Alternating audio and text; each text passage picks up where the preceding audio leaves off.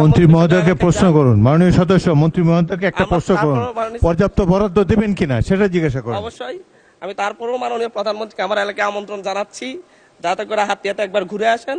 আমি মাননীয় পানি সম্পদ মন্ত্রী দৃষ্টি আকর্ষণ করে বলছি, কারিগরি টিমের রিপোর্ট অনুযায়ী আমরা পর্যাপ্ত বরাদ্দ পাবো কিনা।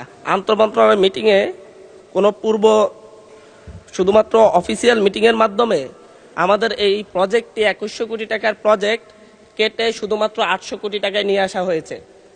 এই প্রজেক্টটা যদি ডিপিপি আকারে দেওয়া হয়, ডিপিপি আকারে পরিকল্পনা মন্ত্রণালয়ে দেওয়া হয়, এখানে যত পরিমাণ কাজ হবে এটা দীর্ঘমেয়াদে সরকারেরই যে বাজেট সেই বাজেট ক্ষতিগ্রস্ত হবে। কারণ 3 নদীর মোহনায় অবস্থিত এই হাতিয়া দ্বীপ যদি একসাথে সুকসর ইউনিয়ন থেকে বাংলা বাজার পর্যন্ত সরিশ্বর বাংলা বাজার পর্যন্ত 11.5 কিলোমিটার নদী ভাঙ্গন রোধের কাজ করা না হয়, তাহলে একদিকে ব্লক ফেলা হলে অন্য দিক থেকে এটা ভেঙে ভিতরের দিকে জনবসতি ভেঙে যাবে।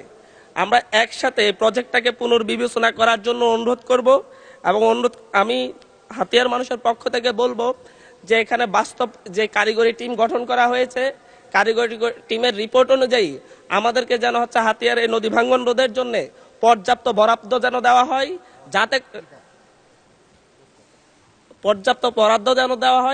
যাতে করে নদী ভাঙ্গন থেকে হাতিয়ার মানুষের যে দীর্ঘ 60 বছরের যে নদী ভাঙ্গনকে হাতিয়ার মানুষ মনে করছে এটা তাদের জন্য অভিশাপ। আসলে স্রষ্টার পক্ষ থেকে কোনো অভিশাপ হয় না,